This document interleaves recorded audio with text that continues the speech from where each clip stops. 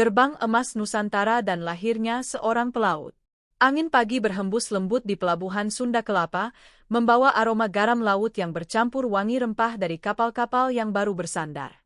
Tahun itu sekitar abad ke-15, masa ketika pelabuhan ini menjadi nadi ekonomi kerajaan Sunda, tempat pertemuan pedagang dari Tiongkok, Gujarat, Arab, hingga Kepulauan Timur Nusantara.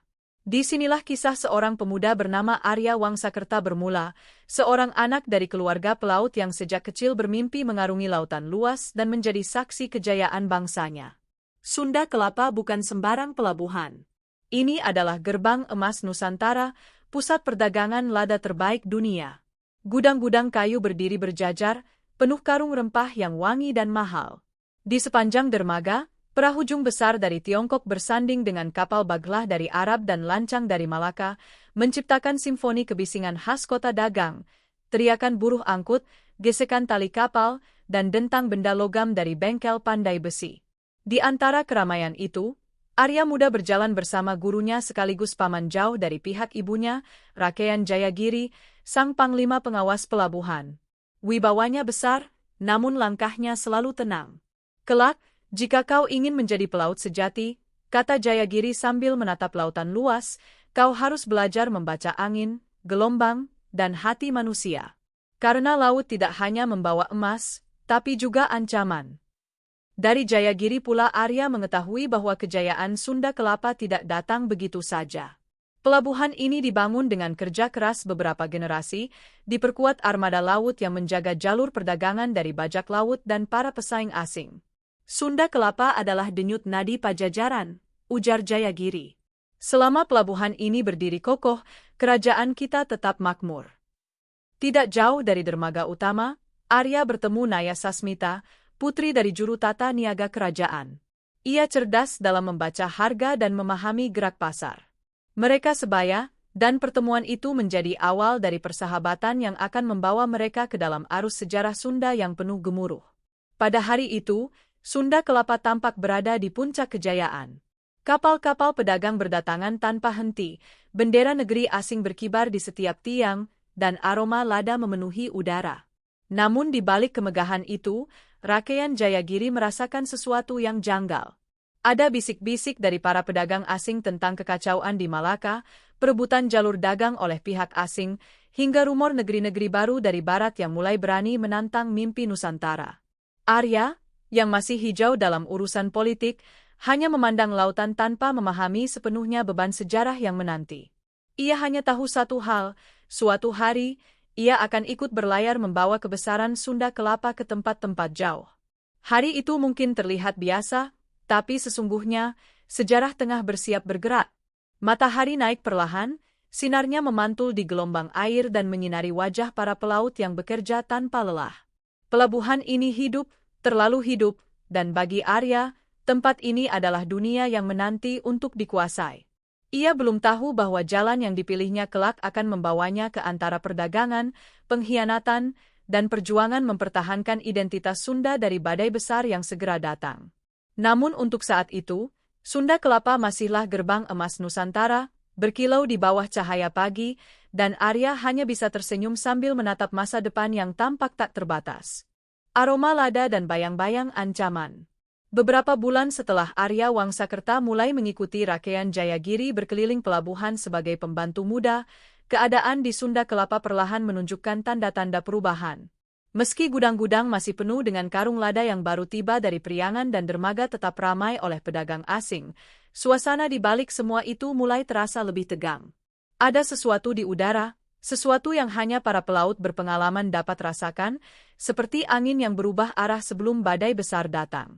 Setiap pagi, Arya berkeliling untuk mencatat kedatangan kapal-kapal pedagang. Naya Sasmita sering menyertainya karena ayahnya, juru niaga Raksanagara, ingin Naya belajar langsung melihat arus perdagangan. Harga lada naik lagi, kata Naya sambil memeriksa catatan. Pedagang Arab membeli dalam jumlah besar, mungkin mereka tahu sesuatu yang kita belum tahu. Arya mengangguk, meski pikirannya jauh. Beberapa kali ia mendengar percakapan para awak kapal tentang jatuhnya Malaka ke tangan pihak asing. Jika Malaka benar-benar berada dalam kekacauan, jalur perdagangan yang selama ini stabil akan terguncang. Para pedagang akan mencari pelabuhan lain untuk bersandar. Sunda Kelapa bisa mendapat keuntungan besar, tetapi sekaligus menjadi sasaran perebutan baru. Dan itu artinya ancaman. Rakean Jayagiri sering memerintahkan latihan rutin bagi para penjaga pelabuhan. Sunda Kelapa bukan hanya pelabuhan dagang, katanya pada para pemuda penjaga. Ini adalah gerbang kekayaan Pajajaran. Jika gerbang ini jebol, seluruh kerajaan akan jatuh. Mata Jayagiri memandang jauh, seakan melihat sesuatu di balik cakrawala yang belum terungkap. Suatu malam, sebuah kapal jung besar dari Tiongkok datang lebih dini dari jadwal. Kapal itu terlihat rusak parah, layarnya compang-camping, sisinya penuh bekas benturan senjata.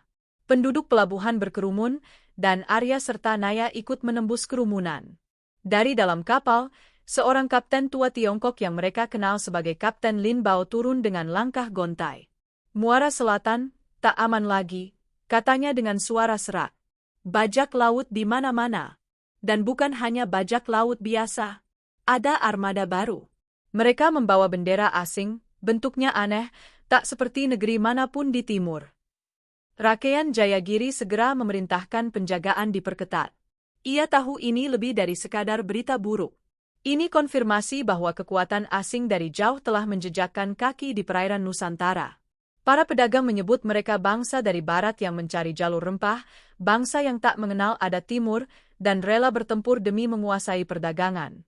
Malam semakin dalam ketika Rakean Jayagiri memanggil Arya dan Naya ke ruang jaga. Di sana, ia membuka peta jalur laut yang telah dipakai turun-temurun oleh pelaut Sunda. Perubahan besar sedang terjadi, ujarnya. Jika benar bangsa barat itu ingin mengambil alih jalur rempah, mereka pasti akan menyasar pelabuhan-pelabuhan penting, termasuk Sunda Kelapa. Arya menelan ludah. Apakah kita siap menghadapi mereka, Paman? Jayagiri menatapnya lama. Belum. Tapi kita harus bersiap. Kau harus belajar lebih cepat, Arya. Bukan lagi hanya belajar membaca angin dan arus. Kau harus belajar membaca gelagat manusia, karena perang dagang yang akan datang tak selalu berlangsung di medan tempur. Kadang ia dimulai dari meja perundingan, kadang dari pengkhianatan. Di luar, angin laut bertiup lebih kencang dari biasanya, menggoyangkan lentera yang tergantung di tiang-tiang dermaga. Cahaya api menari-nari di permukaan air, seolah memberi pertanda bahwa malam itu adalah awal dari perubahan besar. Naya Sasmita memandang Arya dengan sorot khawatir. Jika benar ancaman datang, apa yang akan terjadi pada Sunda Kelapa? Arya tak dapat menjawab. Ia hanya memandang ke arah gudang-gudang lada yang berdiri megah. Aroma lada yang biasanya membuat suasana terasa hangat, kini justru seperti membawa bayang-bayang gelap. Lada, rempah yang membawa kejayaan bagi pelabuhan ini, kini juga dapat membawa malapetaka. Dan dalam hati Arya, untuk pertama kalinya muncul perasaan yang belum pernah ia rasakan, ketakutan. Bukan ketakutan akan laut atau badai, melainkan ketakutan bahwa pelabuhan yang ia cintai akan terseret dalam arus perubahan yang tak dapat dihentikan. Namun ia tidak tahu bahwa takdirnya sendiri akan terikat erat dengan perubahan itu. Persahabatan dalam badai, Arya, Naya, dan gelombang politik. Hari-hari setelah kedatangan Kapten Lin Bao menjadi titik balik bagi kehidupan Arya, Naya, dan seluruh penghuni Sunda Kelapa. Perlahan tetapi pasti, suasana pelabuhan berubah. Para pedagang kini lebih berhati-hati, memasang mata-mata di dermaga untuk mencari tahu kabar terbaru dari pelayaran jauh. Di balik setiap transaksi, terselip rasa curiga. Laut yang dulu menjadi sahabat para pelaut kini seakan menyembunyikan ancaman yang tidak terlihat. Di tengah situasi tegang itu, hubungan Arya dan Naya justru semakin erat. Mereka sering ditugaskan bersama oleh Rakean Jayagiri untuk mengumpulkan informasi dari para pedagang asing, mendata kapal yang masuk, dan menyimak kabar politik di negeri-negeri seberang. Jayagiri tahu, dua pemuda itu memiliki kecerdasan dan keberanian yang diperlukan untuk masa-masa genting. Suatu sore, ketika matahari condong ke barat dan sinarnya memantul pada perairan Ciliwung yang mulai tenang, Arya dan Naya duduk di tepian dermaga. Di belakang mereka, para buruh sedang menaikkan karung-karung lada ke kapal Gujarat, salah satu kapal terakhir yang berani berlayar sebelum musim angin barat datang. Paman Jayagiri terlihat semakin gelisah, kata Naya sambil menatap air yang berkilau. Ayah bilang situasi politik di Malaka makin buruk. Jika para pedagang kehilangan pelabuhan penting itu, mereka akan berebut mencari pusat perdagangan baru. Sunda Kelapa bisa menjadi pusat itu, jawab Arya. Tapi itu juga berarti kita akan menjadi target. Naya menatap sahabatnya itu, melihat kegelisahan yang mulai mengakar. Kau takut?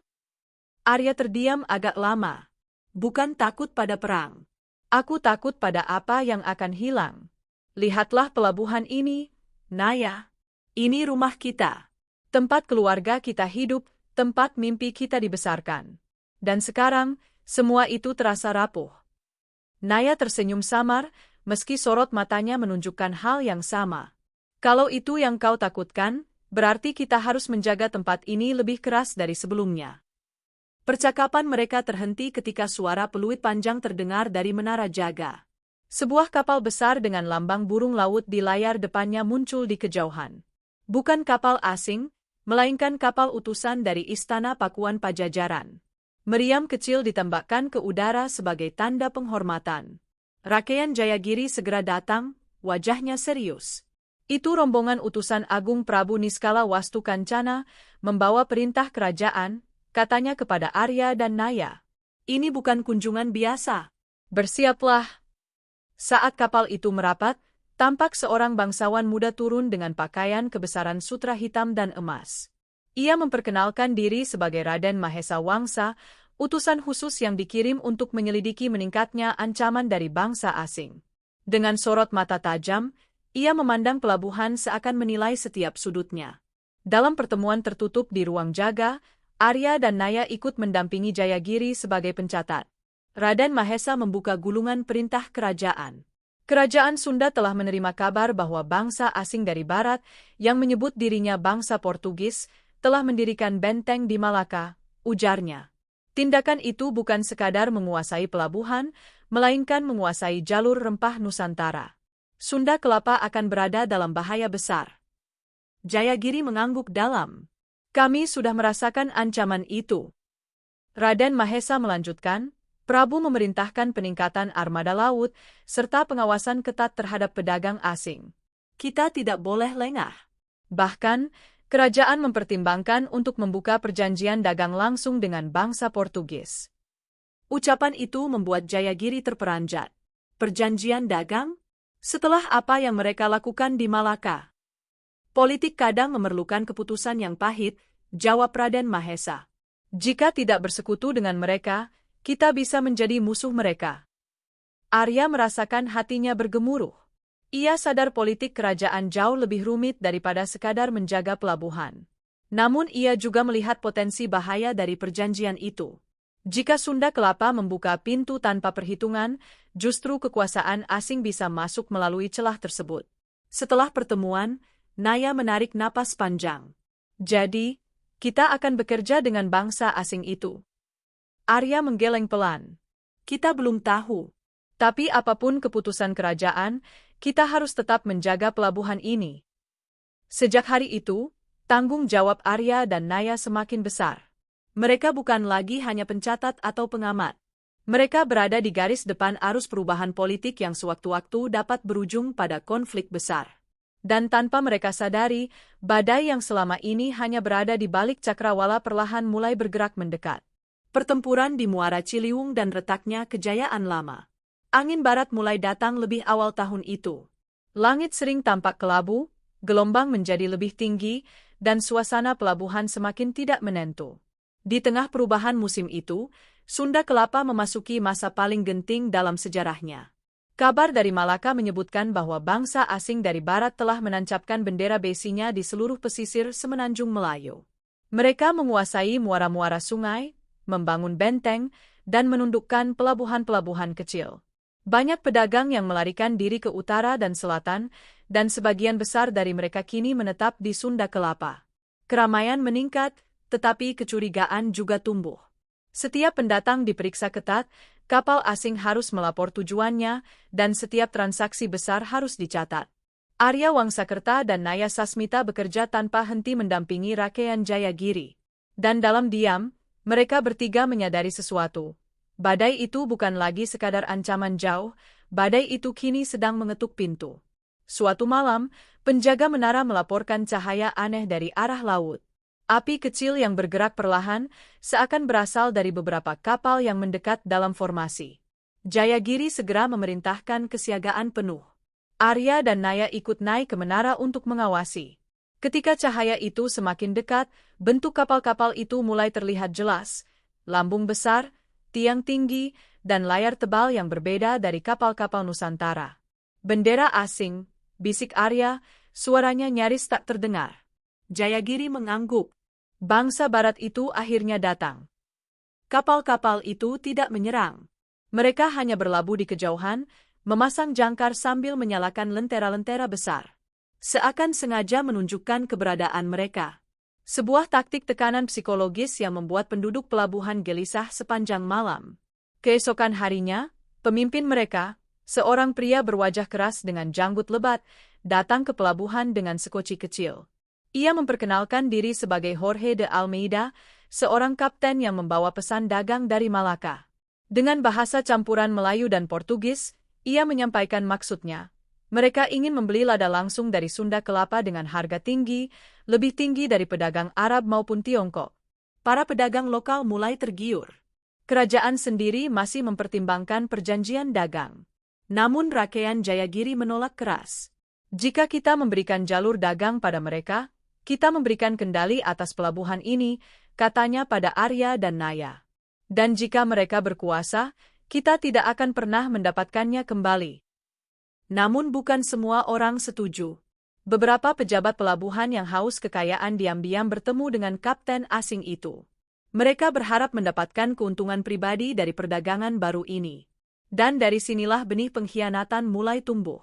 Beberapa hari kemudian, peristiwa itu terjadi. Pada malam gelap tanpa bulan, sekelompok orang tak dikenal melepaskan panah api ke gudang lada di sisi timur pelabuhan. Api menyala cepat, membesar, dan membakar sebagian besar stok rempah yang baru datang dari pedalaman.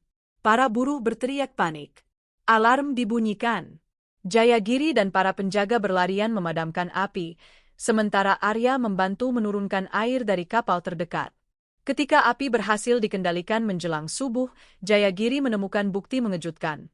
Tali panah dan kepala panah yang digunakan adalah buatan asing, bukan milik pedagang Nusantara. Ada yang membuka jalan bagi mereka, gumamnya dengan wajah gelap.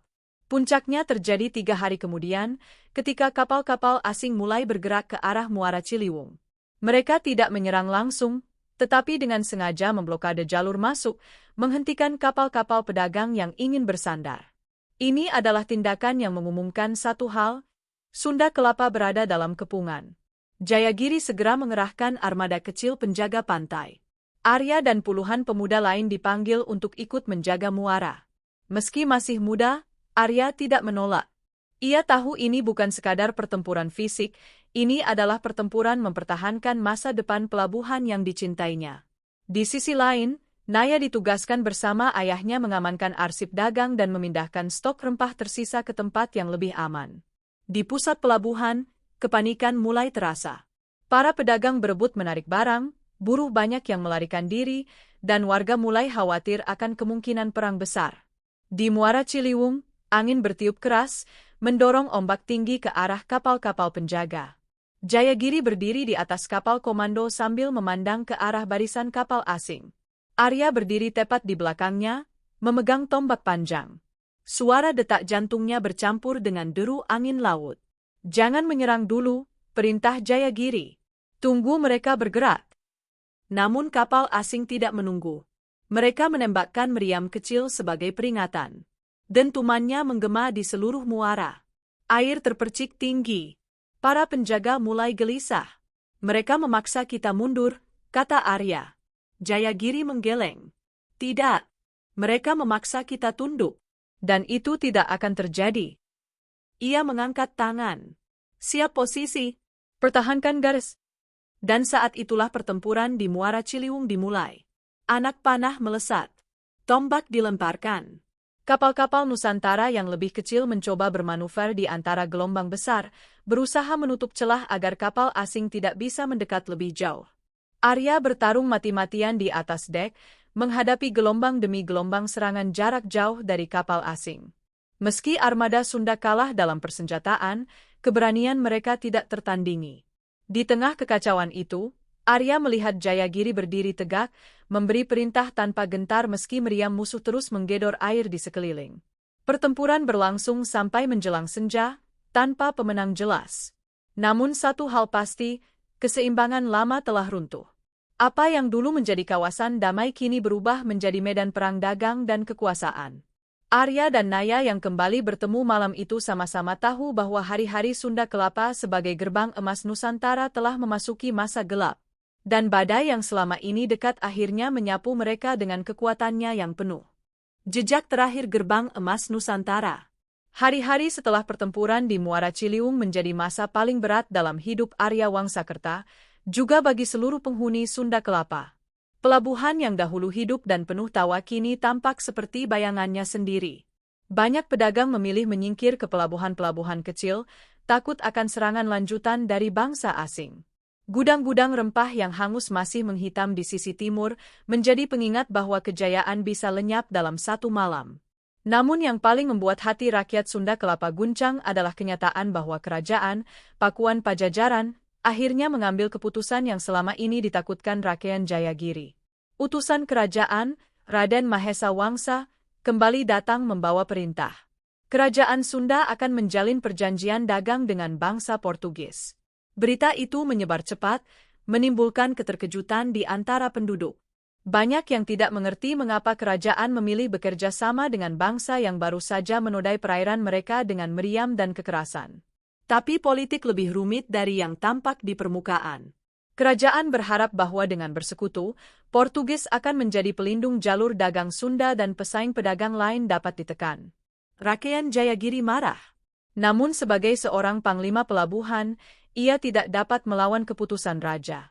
Ia hanya menghela napas panjang ketika menyerahkan sepasang dokumen perjanjian pada Arya untuk diantarkan ke ruang niaga. Jika kita tidak bisa menghentikan badai, katanya lirih, maka kita harus belajar berjalan di tengah badai itu. Arya membawa dokumen itu dengan hati berat. Ia melihat bagaimana para prajurit Portugis mulai mondar-mandir di pelabuhan, memeriksa kapal-kapal dan berbicara keras dalam bahasa asing. Kapal-kapal besar mereka kini berlabuh lebih dekat dari sebelumnya, seakan menunjukkan bahwa mereka bukan lagi tamu, mereka adalah kekuatan baru yang harus diterima. Sementara itu, Naya Sasmita membantu ayahnya menghitung kerugian pelabuhan akibat blokade. Jika kondisi terus begini, kata Raksanagara, Sunda Kelapa akan kehilangan identitasnya sebagai pelabuhan merdeka. Kita akan menjadi bawahan dari dagang asing. Naya melihat Arya yang baru datang dengan wajah penuh beban. Kau sudah mendengar keputusan kerajaan? Tanyanya. Arya mengangguk. Aku ingin marah, tapi, apa daya kita? Bahkan Paman Jayagiri pun tidak bisa menolak perintah istana. Hari demi hari, suasana pelabuhan berubah. Bendera kerajaan dan bendera asing berkibar berdampingan, pemandangan yang bagi sebagian orang terasa tidak wajar. Gudang lada dipindahkan ke kawasan baru yang dijaga prajurit kerajaan dan prajurit asing secara bersamaan. Penduduk pelabuhan mulai merasa bahwa tanah mereka bukan lagi sepenuhnya milik mereka. Namun perubahan terbesar terjadi pada diri Rakean Jayagiri. Suatu pagi, Jayagiri memanggil Arya dan Naya ke rumahnya, sebuah rumah panggung sederhana yang menghadap langsung ke laut. Wajahnya tampak lebih tua dari sebelumnya, seolah satu musim telah merampas 10 tahun hidupnya. Arya, katanya dengan suara mantap namun bergetar, aku telah mengajukan pengunduran diri sebagai panglima pelabuhan. Arya terkejut. Paman, tidak. Tanpa Anda, siapa yang akan menjaga Sunda Kelapa? Sunda Kelapa sekarang dijaga oleh politik, bukan oleh keberanian, jawab Jayagiri lirih. Dan politik itu bukan sesuatu yang bisa kuterima sepenuhnya. Naya dan Arya duduk dalam diam. Jayagiri melanjutkan, tapi ini bukan akhir. Ini awal dari sesuatu yang lain. Kalian berdua harus mengambil peran baru dalam masa depan pelabuhan ini. Masa depan yang mungkin tidak sama seperti dulu, tapi tetap harus kita perjuangkan. Beberapa minggu setelah Jayagiri mundur, situasi pelabuhan tampak stabil pada permukaan, tetapi sesungguhnya penuh kegelisahan. Hubungan antara pedagang lokal dan Portugis tidak selalu mulus. Banyak yang merasa harga-harga dikendalikan sepihak. Beberapa kapal Nusantara dilarang berlayar kecuali melalui jalur yang disetujui. Sunda Kelapa kehilangan sebagian besar kebebasannya. Namun di tengah semua itu, Arya menemukan kembali sedikit harapan. Suatu sore, ketika ia dan Naya duduk di dermaga tua tempat mereka sering menghabiskan waktu, Naya berkata, "Apa menurutmu Sunda Kelapa bisa kembali seperti dulu?" Arya memandangi matahari yang mulai tenggelam, memantulkan warna keemasan di permukaan laut. "Tidak," katanya pelan. "Tapi mungkin Sunda Kelapa bisa menjadi sesuatu yang baru. Bukan lagi gerbang emas seperti dulu, tapi gerbang bagi masa depan yang berbeda." Naya tersenyum tipis. "Masa depan yang akan kita bangun?" Arya mengangguk. Mereka berdua tahu bahwa masa depan itu tidak akan mudah. Akan ada konflik, perebutan kekuasaan, dan perubahan besar yang belum terlihat. Namun mereka juga sadar bahwa sejarah tidak pernah berhenti. Seperti gelombang yang tak pernah lelah menghantam pantai, perubahan akan selalu hadir. Yang penting adalah bagaimana mereka berdiri menghadapi perubahan itu. Beberapa hari kemudian, Rakean Jayagiri berangkat kembali ke pedalaman Pakuan, meninggalkan pelabuhan yang telah ia jaga seumur hidup. Arya dan Naya mengantar sampai ujung pelabuhan. Jayagiri menepuk bahu Arya. "Jaga pelabuhan ini," katanya. "Bukan hanya dengan pedang, tapi dengan hati." Dan ketika Jayagiri pergi, Arya merasa dirinya bukan lagi pemuda yang dulu berdiri di pelabuhan menatap lautan dengan penuh mimpi. Kini ia adalah bagian dari sejarah yang sedang bergerak, sejarah yang mengubah Sunda Kelapa dari gerbang emas Nusantara menjadi wilayah yang sedang mencari jati dirinya kembali. Pada akhirnya, pelabuhan itu tetap berdiri. Ombak tetap datang. Kapal tetap berlayar.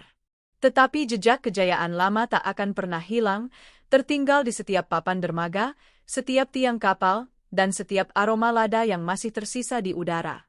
Sunda Kelapa telah berubah, tetapi kisahnya hidup melalui orang-orang yang mencintainya. Dan Arya serta Naya, dua anak muda dari pelabuhan abad ke-15 itu, menjadi saksi bagaimana sejarah tidak hanya ditulis oleh raja dan peperangan, tetapi juga oleh mereka yang berani bertahan ketika segalanya berubah. Di penghujung kisah perjalanan panjang Sunda Kelapa, kita melihat bagaimana sebuah pelabuhan yang tampak sederhana sesungguhnya menjadi pusat denyut ekonomi, diplomasi, dan kebudayaan Nusantara. Melalui langkah Arya Wangsakerta dan para tokoh yang hidup pada masa itu, Sunda Kelapa tampil sebagai bukti bahwa Indonesia memiliki sejarah maritim yang kuat, jujur, dan penuh kebijaksanaan. Angin yang dulu membawa kapal-kapal ke pelabuhan ini kini membawa cerita tentang kejayaan yang tidak boleh dilupakan. Sunda Kelapa bukan hanya pelabuhan, ia adalah cermin masa jaya bangsa, sekaligus pengingat bahwa laut selalu menjadi urat nadi peradaban kita.